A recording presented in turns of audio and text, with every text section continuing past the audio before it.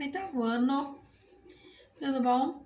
Então, pessoal, prova chegando, hora de revisar. Vamos revisar? Eu não fiz questionário, estou fazendo a revisão com vocês e a revisão a gente vai fazer da seguinte forma: eu preparei um guia de estudos que vocês vão receber uma folhinha anexo também e junto essa pequena videoaula. Como é que funciona o guia de estudos? Não, opa, professora, vai cair só esses pontinhos que você colocou aí? Não, não é só esses pontos que eu coloquei aí, não. Funciona assim. Guia de estudos, eu coloco ali os tópicos, porque eu acho o questionário muito complicado. O questionário vocês pegam as perguntas, decoram e às vezes se confundem. Quando chega na hora da prova, as perguntas não estão iguais, vocês não conseguem raciocinar. Então eu faço assim, eu coloco os pontos nos guias de estudo, eu cheguei a fazer no primeiro bimestre, não sei se vocês lembram. E ali você pega o ponto que eu coloquei, interpreta, vai lá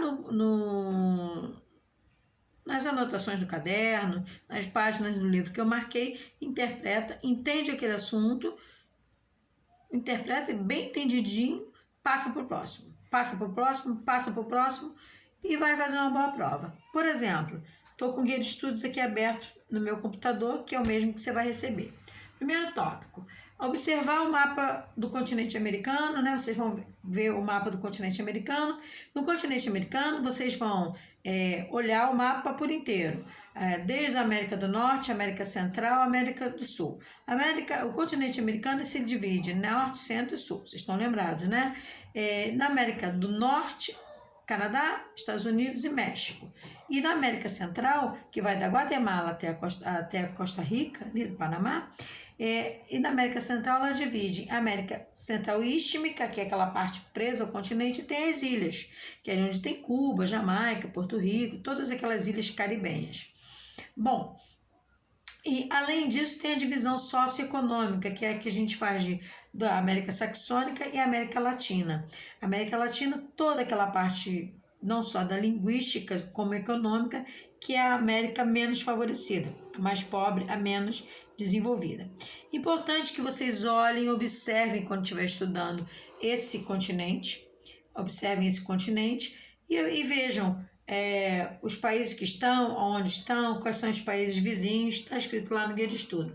Observar o continente americano, América do Norte, América Central, dividida em América Insular, América do Sul, além da divisão geográfica, entender que a América Latina tem o seu título de colonização, ou seja, a América Latina foi a América explorada, por isso hoje é menos desenvolvida, é a América pobre. Além de ter a língua no latim, é a menos desenvolvida, é a mais pobre. Então, é importante, olhem o mapa todo, observem, vejam os países vizinhos, vejam o que é a América Latina. Para que isso? Para vocês verem a importância, qual o interesse dos Estados Unidos em convidar o México para fazer parte do bloco econômico do NAFTA, para o impasse entre Estados Unidos e Cuba. Os Estados Unidos ficou com raiva porque Cuba se tornou socialista, a gente estudou um pouquinho disso, e Cuba se tornou socialista e não quis, e não deu mole para os Estados Unidos ficou com raiva disso, embargou a negociação com Cuba. Então é legal vocês namorarem, ficarem de olho no mapa. Próximo tópico, eu digo, estudar a extensão latitudinal, ou seja, o comprimento, a América do Norte que vai de norte a sul, isso é latitude. Por quê? A extensão latitudinal, ela explica para gente a diferença climática, ou seja, a biodiversidade do clima. A gente vai entender porque lá no Canadá é frio pra caramba beça. Aí quando a gente vai saindo do Canadá, vai diminuindo do clima polar, temperado, vai temperando, subtropical. Quando chega na porção da América Central, que já é o clima quente, e aí a gente vai entender por que a América Central e a América do Sul são países tropicais e foram países explorados, porque como tinham produtos tropicais, foram países explorados e hoje que o que era belo ficou como exploração, se tornaram colônias de exploração. Então, a extensão latitudinal vai dar a questão da biodiversidade. Então, é o segundo tópico. Depois, eu coloco para você entender quem são os países latinos, o que é ser latino, né, que eu falei, não só pela questão linguística, mas pela questão socioeconômica, e quais desses países são latinos conseguiram se tornar emergente. O que é ser emergente dentro do contexto político-econômico? Que a palavra emergir quer dizer sair. E para ser emergente, um país que é considerado emergente é aquele país que está saindo, pelo menos deveria, essa é a ideia, né? Que está saindo daquela condição de agroexportador. E para sair da condição de agroexportador, é aquele país que tem sinais de industrialização. Então, a gente falou isso e você vai rever quando estiver estudando quais são os países da América Latina que estão na consideração de emergente. Ou seja, que tem sinais de industrialização. Não são muitos, são poucos. Você vai rever eles. Quais são os emergentes? Que tem sinais de industrialização e que tem industrialização e que podem se considerar que estão melhorando a economia. São poucos. O Brasil é um deles, né? Por aí vocês podem considerar como é que estão os outros. Brasil, México tem indústria, né? O que é ser emergente? Quais são esses países? O que é ser emergente? Aí eu coloco para vocês também quais são esses países que estão na BRICS. BRIC''S. BRICS é uma sigla, lembram? Brasil, Rússia, Índia, China e S de South África, África do Sul. Esse é um grupo de países que se tornou emergente. Por que eles são emergentes? Foram países que se destacam com algum nível de industrialização, certo? Não são top de linha, mas também não estão no nível de pobreza como muitos. Depois, falar e dar uma olhada, resumidamente, na economia do Brasil, do México e da Argentina. A gente debateu, conversou um pouquinho sobre isso, eu e os outros professores, e vocês vão dar uma olhadinha como é que está o resumo, se são pobres, se são ricos, se estão emergentes, se o processo industrial acontece, não acontece, de que forma acontece. Depois, entender, resumidamente, estudando a qualidade de vida dos países da Argentina, eu falei, e lembrar do embargo, da pressão que Cuba sofreu em relação aos Estados Unidos. Por quê?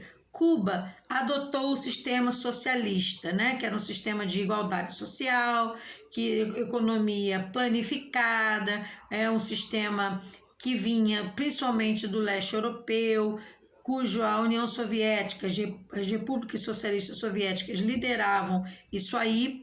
E lá do lado da Europa, né, ter um pequeno paizinho, uma ilha insular, uma parte lá no Caribe, uma ilha pequenininha para os Estados Unidos, isso era uma afronta.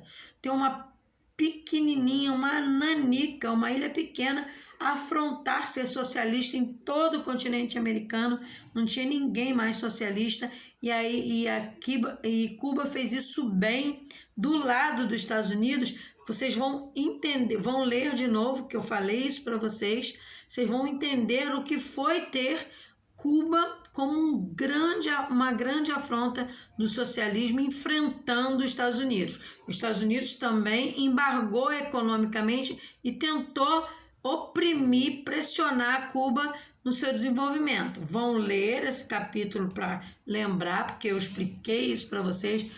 Eu particularmente falei isso para vocês, o outro professor comentou também. Então, vocês vão falar, considerando as consequências disso para Cuba, porque não foi fácil para Cuba sobreviver a esse embargo dos Estados Unidos. E aí, a gente falou também da Revolução Cubana, quem foram os líderes da Revolução Cubana, Fidel Castro, Ernesto Che Guevara, o que eles fizeram, o que eles precisaram fazer. Vão levantar, vão ler sobre isso aí.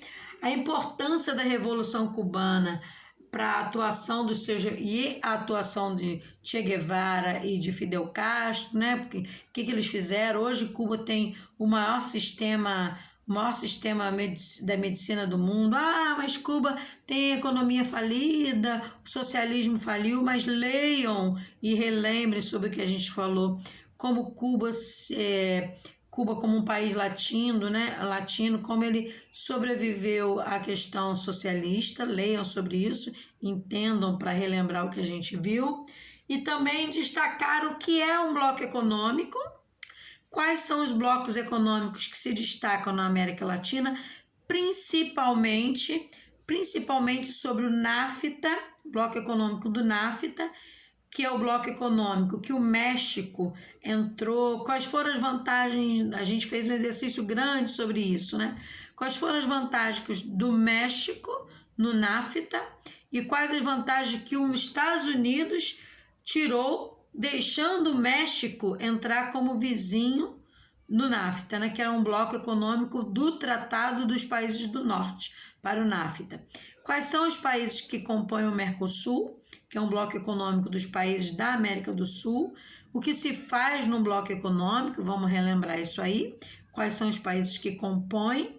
E para que um bloco econômico? Também vamos relembrar, ler com atenção nessa parte aí. E não esqueçam de que o México funciona como um quintal dos Estados Unidos, tanto para o NAFTA como para várias negociações. Inclusive, estão lembrados das indústrias maquiladoras, né? Os Estados Unidos, ao mesmo tempo que as pessoas tentam invadir, passar as fronteiras para ir trabalhar nos Estados Unidos, porque lá o salário é um pouquinho mais alto, os Estados Unidos bota as indústrias cujos impostos são mais baratos no território dos Estados Unidos, para explorar a mão de obra mais barata, impostos mais baratos, inclusive deram aquele apelidinho lá de maquiladoras. Então é isso, 8º ano, dá uma estudadinha, pega o guia de estudos que eu passei para vocês, dá uma olhada nesses bizus que eu passei, relembra as nossas aulas, pega as páginas que eu marquei, vai marcando, vai assinalando e boa prova. E qualquer coisa é só chamar que a gente está aqui. Um abraço geográfico e um beijo.